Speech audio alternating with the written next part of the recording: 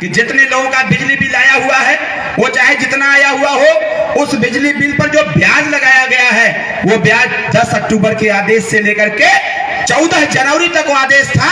और 10 अक्टूबर को आदेश आया कि बिजली बिल पर जो चक्रवृद्धि ब्याज लगा करके गरीबों तक बिजली बिल भेजा जा रहा है, इनका 100% ब्याज दर माफ किया जाए और जितना यूनिट खर्च हुआ है उतना ही इनको बिजली बिल जमा करने का निर्देश जारी किया जाए। साथियों, जब इस चीज का आदेश 10 तारीख को हुआ,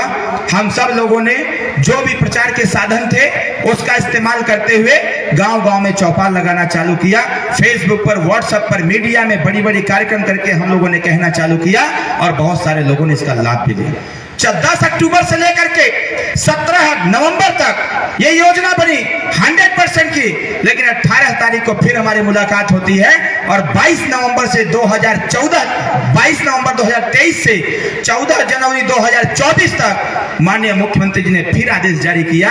कि 100% नहीं, अब 80% हम बिजली का बिल का जो ब्याज था उसको माफ करेंगे, जिससे कि गरीबों का जो बोझ है वो हल्का हो सके। इन काम को साथियों कराने का काम किया।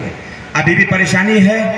और हमारी इच्छा भी है कि अगर हमारी सरकार में देश के पूंजीपतियों का कर्जा माफ हो सकता है तो हम आपसे पूछना चाहते हैं, इस देश में आपके वोट से सरकार बनती है साथियों। दिल्ली में हम भी इस बात को माननीय प्रधानमंत्री जी के समक्ष कहना चाहते हैं कि अगर देश में पूंजीपतियों का कर्जा माफ हो सकता है, रिजर्व बैंक ऑफ इंडिया अगर सबका कर्जा माफ कर सकती है सभी पूंजीपतियों का, तो आने वाले समयों में जितना गरीबों का बिजली बिल बकाया है ये सारा बिजली बिल माफ कर दिया जाए ताकि गरीब के सर से उसका बोझ खत्म हो जाए। आवश्यकता इस बात की है, आज माननीय प्रधानमंत्री जी की योजना कहीं ना कहीं गांव तक पहुंचाने का काम सरकार के संसाधन के द्वारा किया जा रहा है। अभी मैं एक गांव में गया हुआ था, एक विधवा महिला थी, उसने जब हमसे अपनी समस्या का जिक्र किया, उन्होंने कहा कि भैया हमारा आयुष्मान कार्ड नहीं बन पा रहा है। हमने पूछा क्यों?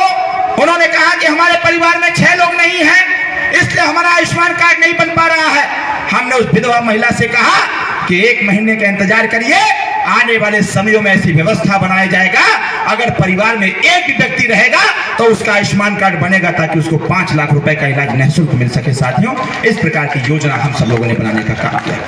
मैं आपसे कहना चाहता हूं, ये जो छोटे छोटे बच्चे, गरीब के बच्चे, मजदूर के बच्चे पढ़ लिख नहीं पाते हैं, आखिर इनके लिए क्या व्यवस्था बनाई जाए? साथियों, हम लोगों ने योजना बनाया है। ये जो गरीब के, मजदूर के, कमजोर के, जो मनरेगा में काम करने वाले लोग हैं, ऐसे लोगों के बच्चों की पढ़ाई लिखाई के लिए हम लोगों ने योजना बनाया है और भारत सरकार और उत्तर प्रदेश सरकार ने मिलकर के अटल आवासीय विद्यालय का निर्माण कराया है और उत्तर प्रदेश के 18 मंडल में इस विद्यालय को खोल करके ट्रायल किया गया है और ट्रायल के दरमियान ये पाया गया